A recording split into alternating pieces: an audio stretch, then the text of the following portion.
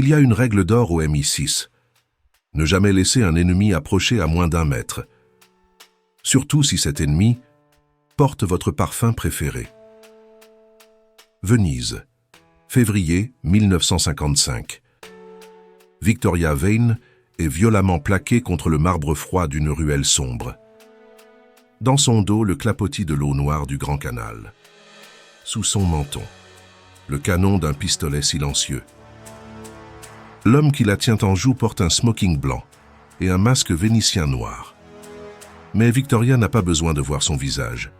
Cette odeur de santal et de tabac froid, elle la reconnaîtrait entre mille. Victor Croft. « Je t'avais dit que Venise était mortelle, Helena », murmure-t-il, sa voix grave vibrant contre son oreille. « Tu aurais dû rester à Londres. » 6 mois. 6 mois qu'elle repensait à cette nuit dans l'Orient Express, à cet homme qui lui avait sauvé la vie. Et ce soir, dans ce bal masqué où se joue l'avenir de la guerre froide, il est payé pour l'abattre. Elle a exactement 3 minutes. 3 minutes pour trouver lequel des 3 suspects à l'intérieur du palais est le traître. 3 minutes pour récupérer le microfilm. Et 60 secondes pour convaincre l'homme qu'elle désire le plus au monde de ne pas presser la détente. Bienvenue au bal des ombres. Ajustez votre masque. Et surtout, ne faites confiance à personne.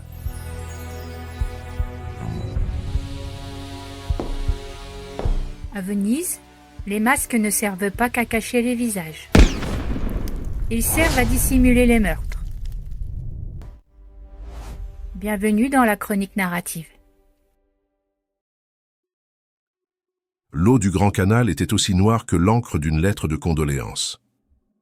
Le brouillard avalait la gondole dans un silence presque religieux, brisé uniquement par le grincement régulier de la rame en bois massif. Assise à l'arrière, Victoria Vane respirait l'air salé et glacial de la lagune.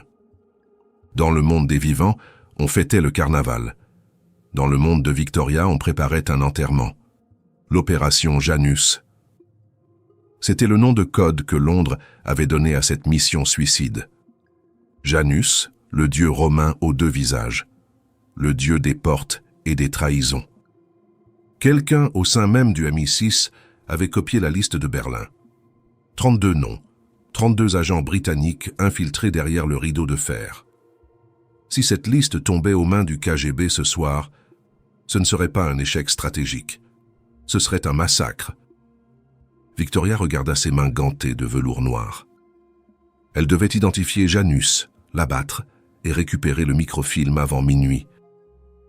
Le problème de cette équation, c'était l'inconnu. Le MI6 ignorait le vrai visage de Janus. Il savait seulement que la transaction devait avoir lieu ce soir, au Palazzo Dario, le palais maudit de Venise. La gondole heurta doucement les pontons de bois rayés devant l'entrée du palais. L'immense façade gothique était éclairée par des dizaines de torches crachant des flammes oranges dans le brouillard. Victoria se leva. Elle portait une robe de soirée en soie émeraude, sculptée sur mesure, dont le dos nu plongeait dangereusement bas. Une tenue conçue pour attirer tous les regards et détourner l'attention de l'essentiel. Fixé à l'intérieur de sa cuisse gauche, un étui plat en cuir abritait une seringue de verre. À l'intérieur, 2 mg d'aconitine pure. Un poison intraçable qui simule une crise cardiaque foudroyante en moins de 10 secondes. La mort, élégante et discrète. Elle présenta son carton d'invitation au majordome impassible. Helena Roscoff, marchande d'art. Son éternelle couverture. « Bienvenue au Palazzo, signora », murmura l'homme en s'inclinant. Victoria ajusta son masque vénitien. Un loup noir aux arabesques d'or qui cachait le haut de son visage, ne laissant visible que le vert perçant de ses yeux et le rouge écarlate de ses lèvres. Elle franchit les lourdes portes de chêne. La chaleur la frappa d'un coup, mêlée à une cacophonie étourdissante. Un orchestre de chambre jouait un concerto de Vivaldi, couvert par le cliquetis des coupes de champagne en cristal et les rires mondains. La salle de bal était un océan de taffetas, de diamants et de masques grotesques ou sublimes. Des créatures à bec d'oiseau côtoyaient des diables en satin rouge. Mais Victoria ne regardait pas les costumes. Elle scannait l'architecture. 4 gardes armés, dissimulés sous des tenues de valets, bloquaient l'accès à l'escalier principal menant aux étages privés. C'était là-haut, dans le coffre-fort du maître des lieux, que l'argent de la transaction devait probablement attendre. Mais pour l'instant, sa cible était au rez-de-chaussée. Elle s'approcha du bar. Elle commanda un martini très sec.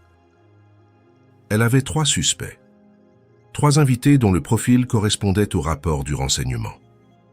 Elle devait les observer, comprendre leur jeu et trouver la faille. Elle attrapa sa coupe.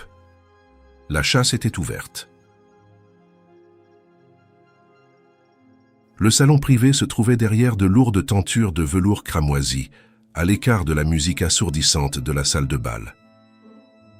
Ici, l'air était épais, chargé de la fumée âcre des cigares cubains et de la tension palpable des hommes qui parient plus que de l'argent. Victoria entra silencieusement. Au centre de la pièce, une immense table de baccarat. Le croupier, raide comme un cadavre, distribuait les cartes avec la précision d'un métronome. Victoria s'approcha et prit la dernière chaise libre, glissant quelques plaques de casino devant elle avec une grâce calculée. Elle leva les yeux, étudiant les 3 visages qui lui faisaient face. Ces 3 suspects.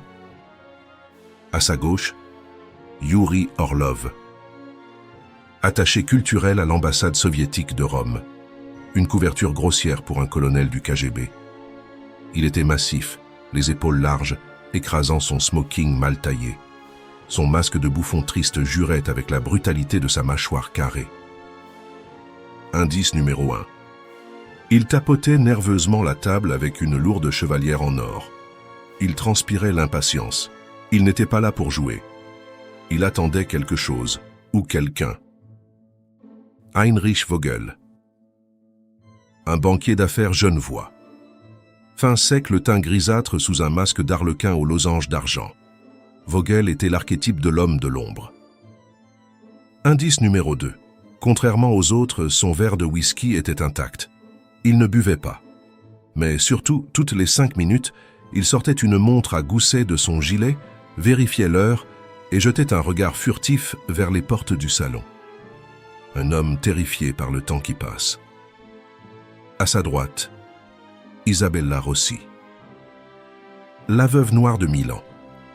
Héritière d'un empire industriel après le suicide très opportun de son mari. Elle portait une robe de dentelle noire vertigineuse et un demi-masque orné de plumes de paon. Autour de son cou brillait un collier de diamants dont la valeur équivalait au PIB d'un petit pays. Indice numéro 3. Elle ne regardait pas ses cartes.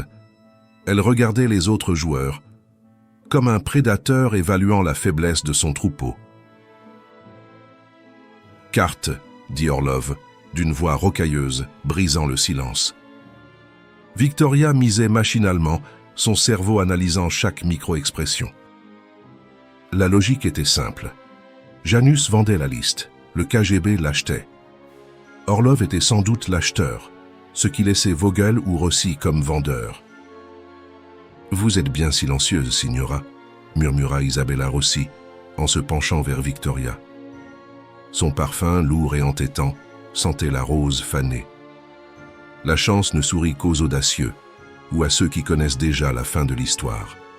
« Je préfère observer, signora Rossi », répondit Victoria, la voix lisse.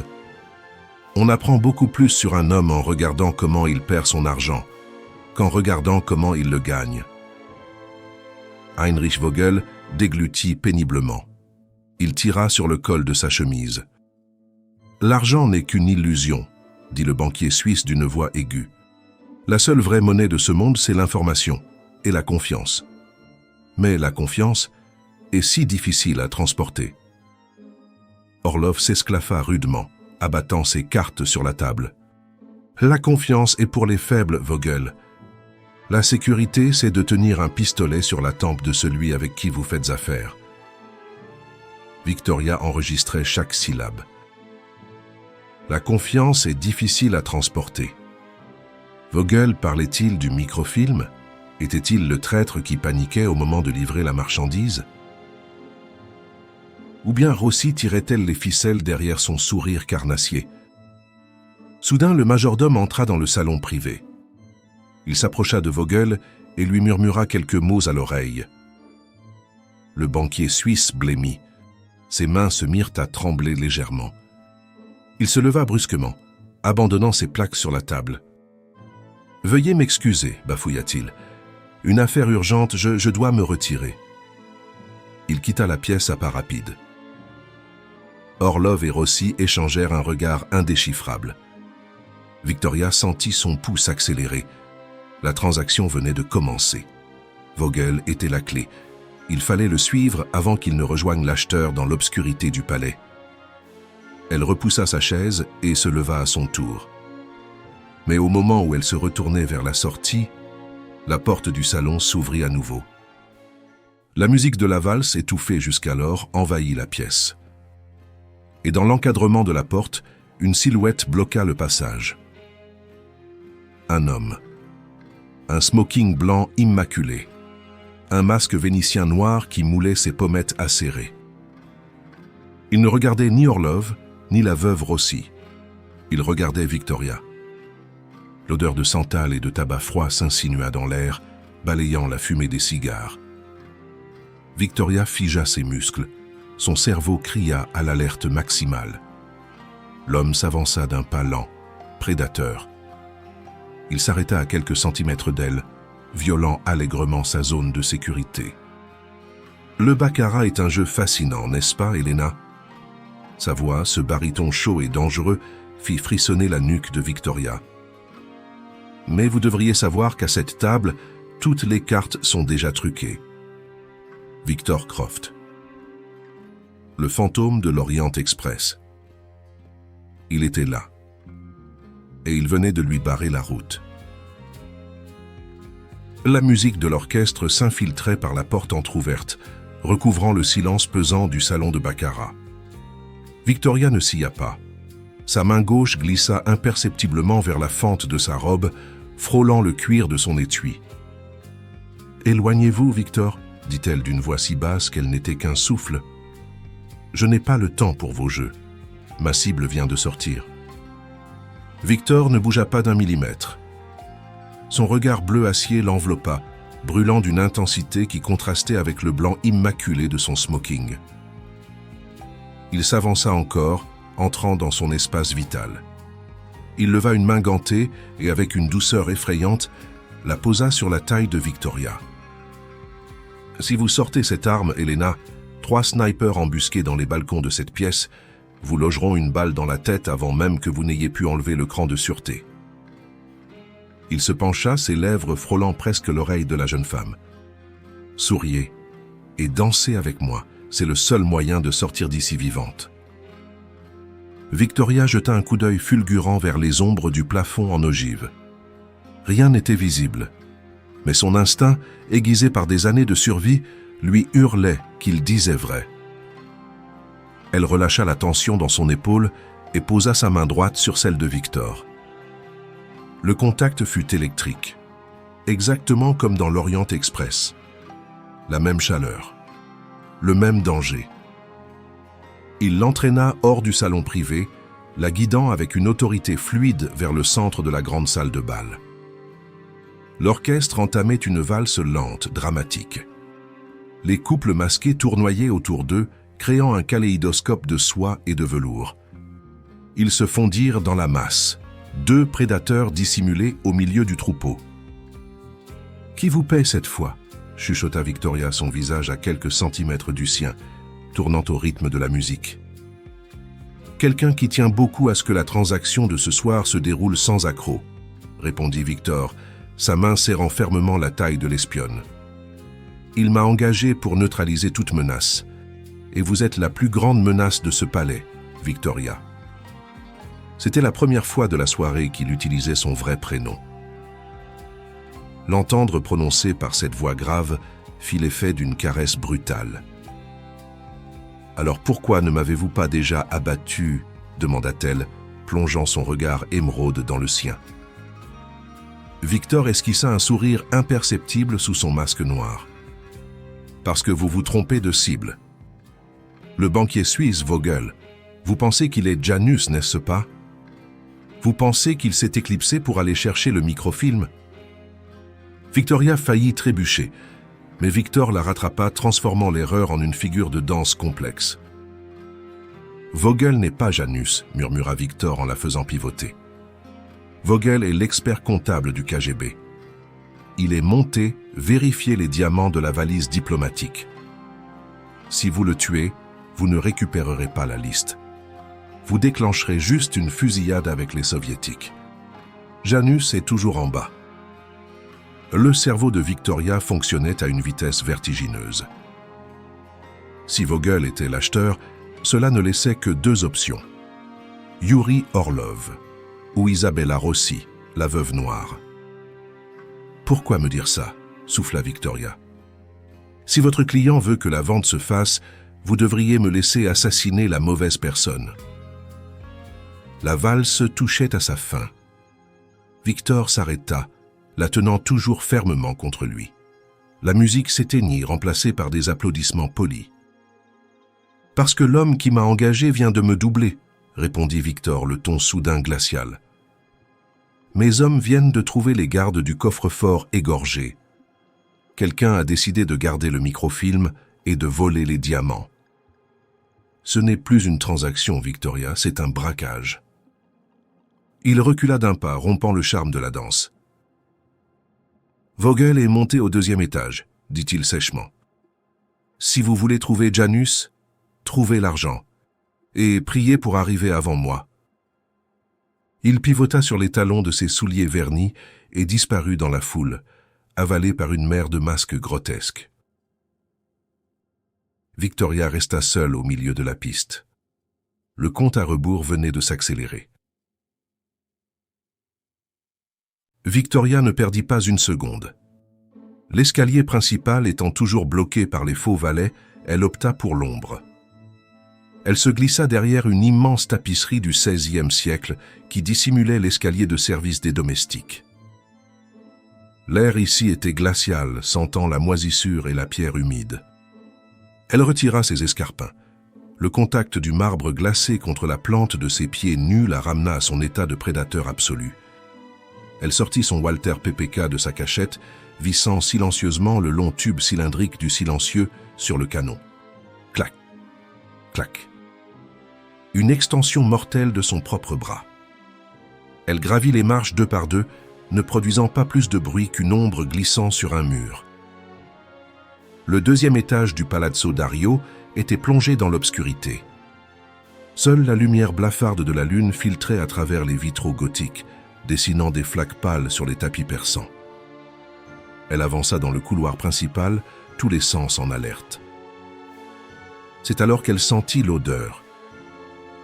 Pas le parfum de rose de la veuve Rossi, pas la fumée de cigare d'Orlov. L'odeur cuivrée, métallique, douceâtre. Le sang frais. Elle s'aplatit contre le mur tapissé de soie, l'arme levée. La double porte en chêne massif du bureau privé, tout au bout du couloir, était entr'ouverte. Un ray de lumière jaune s'en échappait, striant le sol. Victoria inspira lentement, bloqua sa respiration et pivota dans l'encadrement de la porte, prête à tirer. La pièce était vide. Du moins, de toute présence vivante. Le bureau ressemblait à une zone de guerre silencieuse. L'immense coffre-fort mural, dissimulé derrière un tableau de la Renaissance, était grand ouvert, vide.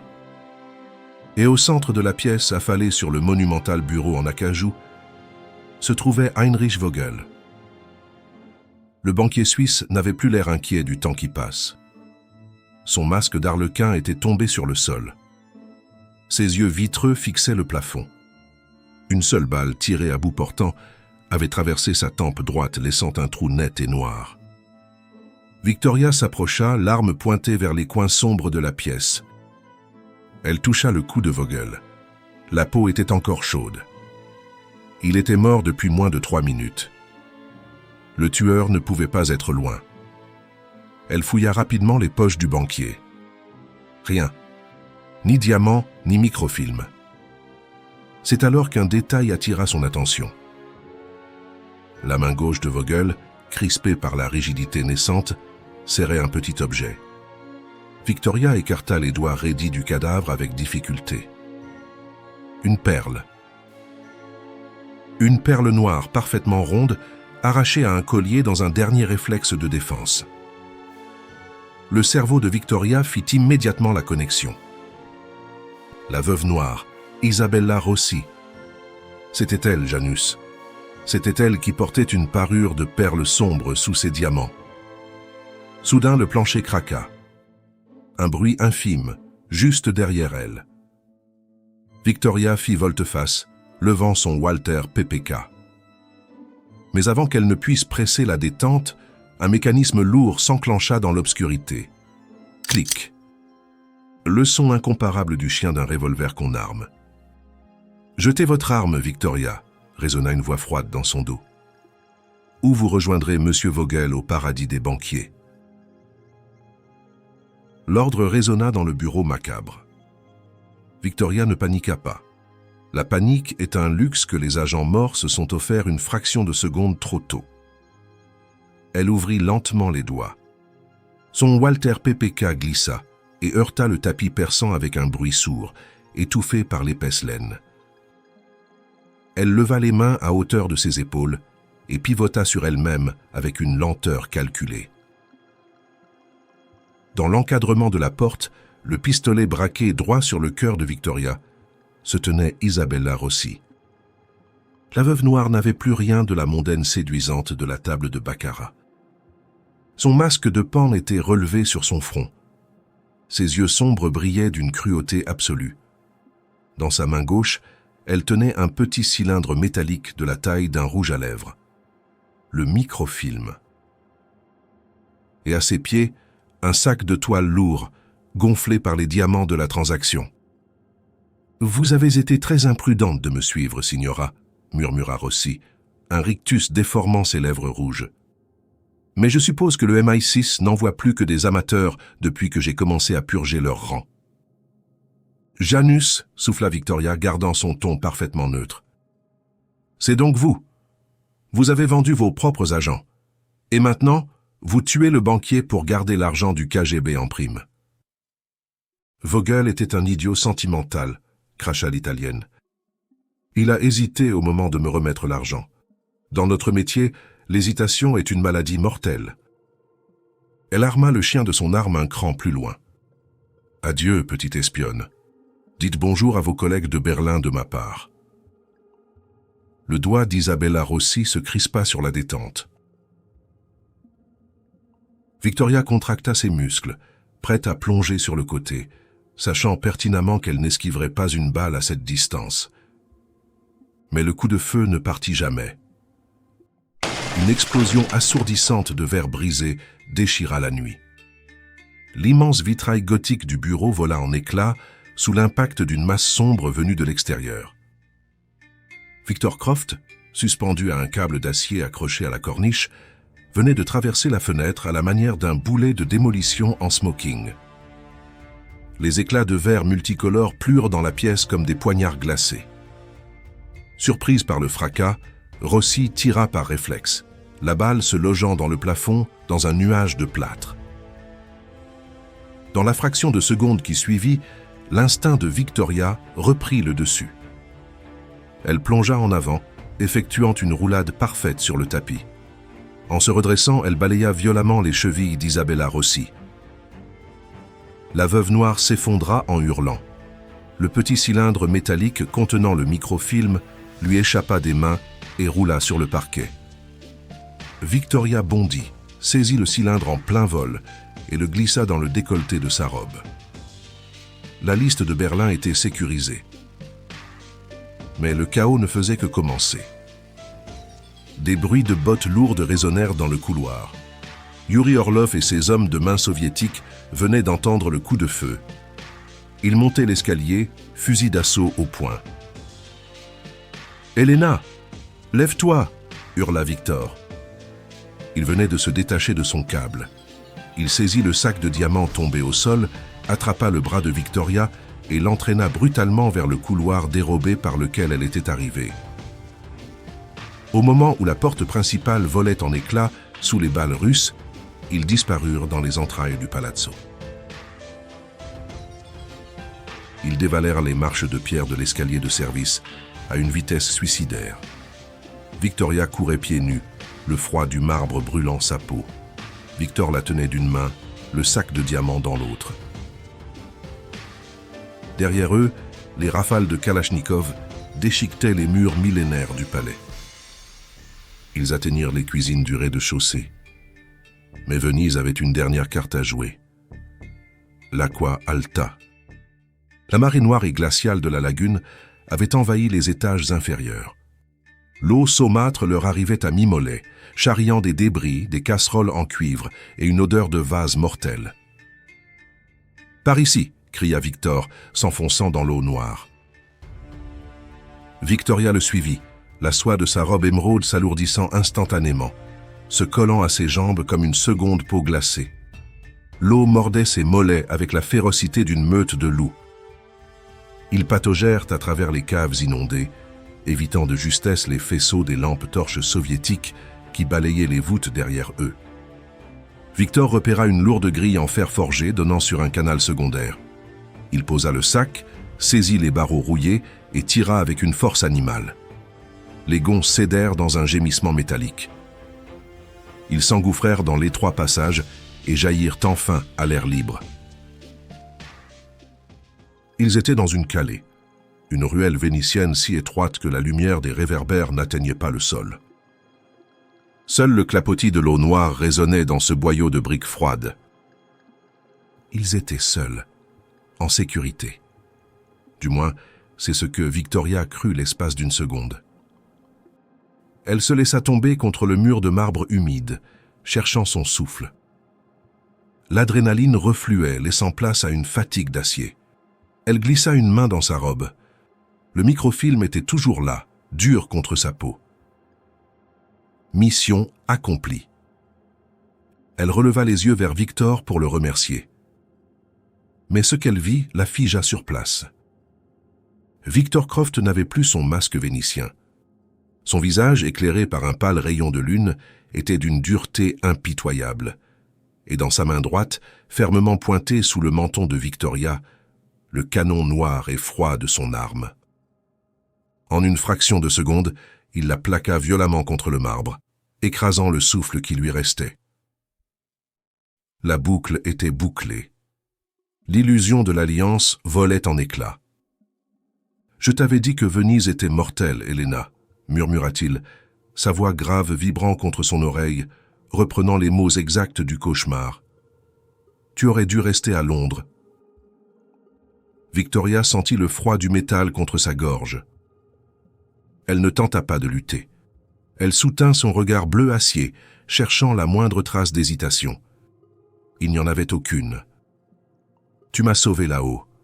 Pour me tuer en bas ?» souffla-t-elle, le cœur battant à rompre ses côtes. « Je t'ai sauvé parce que la veuve allait détruire le microfilm en tirant sur toi, » répondit-il froidement, bien qu'un muscle tressaute sur sa mâchoire. « Mon client veut les diamants, certes, mais il veut aussi la liste de tes agents, Victoria. Et je suis payé pour la lui rapporter. » L'eau léchait leurs chevilles. Le silence de la ruelle était absolu, lourd de toutes les promesses non tenues de l'Orient Express. « Alors vas-y !» défia Victoria, levant le menton, exposant sa gorge à larmes. « Si tu veux ce microfilm, il faudra venir le chercher. Et pour ça, Victor, tu vas devoir presser cette fichue détente.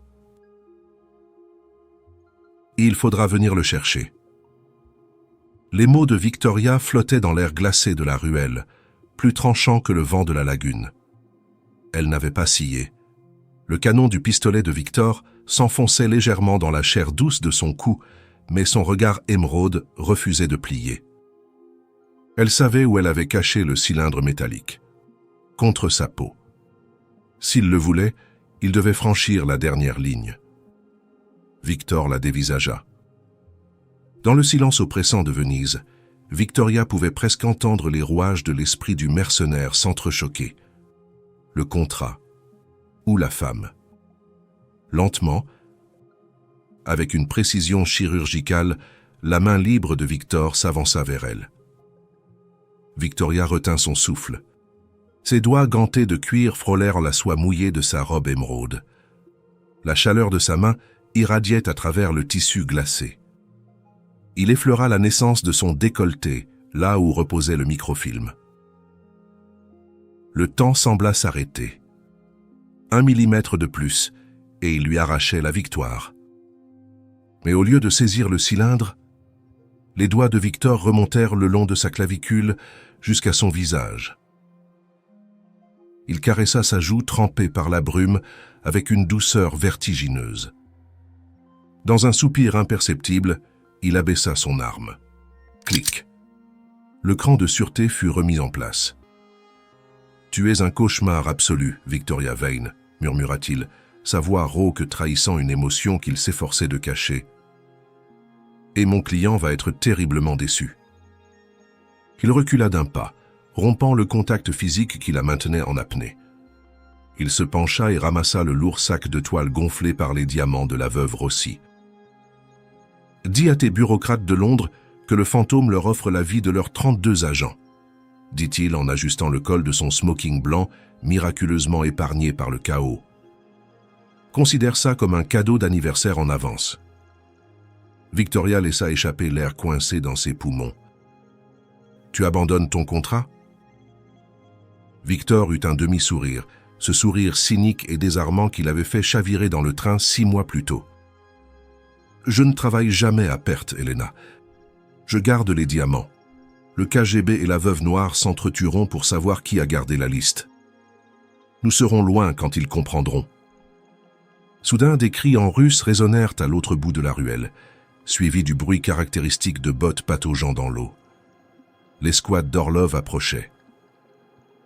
Le visage de Victor redevint un masque de marbre. « Prends le pont des Soupirs à 50 mètres sur ta droite, » ordonna-t-il d'un ton sec. « Un canot à moteur t'attend sous l'arche. Il est à toi, je vais les retenir. » Il armait déjà son pistolet, s'enfonçant dans l'ombre de la ruelle pour faire face aux hommes du KGB. « Victor !» l'appela Victoria avant qu'il ne disparaisse dans la brume. Il s'arrêta, sans se retourner. « Ne meurs pas cette nuit, » souffla-t-elle. La silhouette blanche resta immobile une fraction de seconde. « Fais attention, Victoria, » répondit sa voix avalée par le brouillard. « On pourrait presque croire que tu tiens à moi. » Puis, il disparut. Quelques secondes plus tard, les premiers coups de feu éclatèrent, déchirant le silence de la lagune. Victoria ne regarda pas en arrière. La règle numéro 1 du MI6. Toujours avancer. Elle courut vers le pont des Soupirs, la soie émeraude de sa robe flottant comme un étendard de victoire dans la nuit vénitienne. 6 heures du matin. Le soleil se levait lentement sur la mer Adriatique, baignant Venise d'une lumière dorée et irréelle. Le brouillard s'était dissipé, emportant avec lui les monstres et les trahisons de la nuit. À bord d'une vedette en acajou fendant les vagues à pleine vitesse, Victoria fixait l'horizon. Le vent froid fouettait son visage, séchant l'eau salée sur sa peau. Dans sa main droite, elle tenait fermement le cylindre métallique. 32 vies sauvées. L'opération Janus était un succès total. Isabella Rossi était aux mains des autorités italiennes. Vogel reposait à la morgue, et Orlov devait expliquer à Moscou comment il avait perdu plusieurs millions en diamants. Victoria laissa tomber sa tête en arrière contre le cuir du siège. Elle était épuisée, vide. Et pourtant, son esprit était obsédé par un seul homme. Elle plongea la main dans la poche dissimulée de sa cape en velours pour y chercher son briquet en argent. Mais ses doigts rencontrèrent un objet inattendu. Quelque chose de lourd, lisse, circulaire. Elle le sortit. C'était un jeton de casino, en nacre véritable, cerclé d'or. Victor avait dû le glisser dans sa poche, au moment où il l'avait tenue contre lui pendant la valse. Victoria retourna le jeton sous la lumière du petit matin. Une valeur y était inscrite, 100 000 francs. Et au-dessus, gravé en lettres noires élégantes, le nom d'un lieu mythique. Le casino de Monte-Carlo. Un sourire lent, dangereux et magnifique étira les lèvres de l'espionne. Le message était clair. Le jeu n'était pas terminé. Il ne faisait que changer de table. Elle serra le jeton dans son poing. L'espionnage est une drogue. Ce n'est pas le patriotisme qui vous fait courir sous les balles, ni l'argent. C'est l'adrénaline, c'est l'addiction au bord du précipice. Et Victoria Vane venait de réaliser que Victor Croft était devenu sa pire addiction. La vedette s'éloigna vers la haute mer, ne laissant derrière elle que l'écume blanche et les ombres de Venise. Fin de la 2e transmission. La traque ne fait que commencer, chers auditeurs. La prochaine fois que Victoria et Victor se croiseront, ce sera sous le soleil brûlant de la Côte d'Azur. Les mises seront plus hautes, les costumes plus clairs et les trahisons mortelles. Si ce bal masqué vénitien vous a tenu en haleine, laissez un pouce bleu et abonnez-vous à la chaîne pour ne pas rater le prochain épisode de notre espionne à Monte-Carlo. Dites-moi en commentaire quel suspect vous aviez deviné. D'ici là, gardez l'œil ouvert et ne faites confiance à personne.